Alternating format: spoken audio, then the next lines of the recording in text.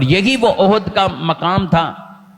میرے رسول صلی اللہ علیہ وسلم کا دانت مبارک کا کچھ حصہ اس میں شہید ہوا تھا۔ دانت کا کچھ حصہ، کچھ لوگ کہتے ہیں پورا دانت آپ کا شہید ہوا نکل گیا تھا، ایسا نہیں۔ دانت مبارک کا کچھ ایک کناری جو اس غزوے کے اندر آپ صلی اللہ علیہ وسلم کا یہ ٹوٹا تھا، شہید ہوا تھا، اور صحابہ کہتے ہیں کہ وہ دانت کی جو کناری اس غزوے میں ٹوٹی تھی نا، اس کے بعد حضور کے حسن میں اور ہم نے اضافہ دیکھا ہے۔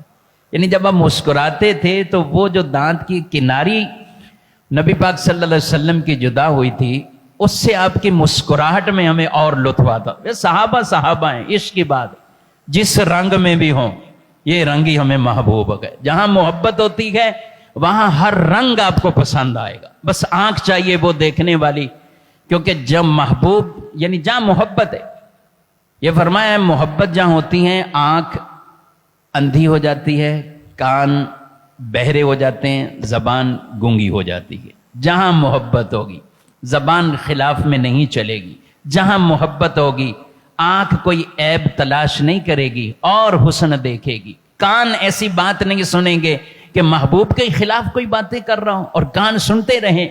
نہیں، صحابہ نے محبت کے یہ تینوں تقاضے پورے کیے ہیں۔ دیکھا ہے تو ہمیشہ حسن و جمال کی صورت میں حضور کو دیکھا ہے اور یہی بیان کیا ہے۔ بولا ہے تو ہمیشہ حضور کی تعریفیں کی ہیں، ایسے کلمات ہی کہے ہیں، اور وہ سچ اور حق بیان فرمایا ہے، اور کبھی اپنے کانوں سے حضور کے بارے میں کوئی ایسی بات سنی نہیں ہے۔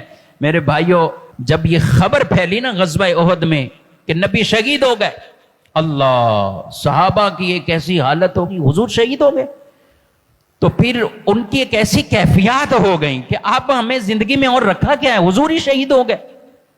اور یہ خبر دشمنوں نے ایسی پھیلا دی کہ تاکہ یہ ایک بھگدڑ کا معاملہ ایسا مچ جائے، اور یہی وجہ ایک بن گئی۔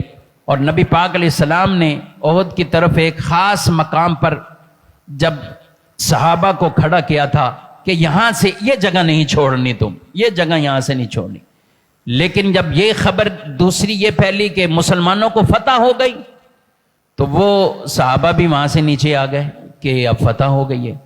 دشمنوں نے اسی طرف سے اوپر سے چڑھ کر اور اسی مقام سے پھر جو وار کیے، تیر پھینکے گئے تھے، جن کے اندر کئی صحابہ وہ شہید ہوئے، یہاں تک کہ 70 صحابہ کرام علیہم رضوان اس احد کے اس غزوے کے اندر وہ شہید ہوئے۔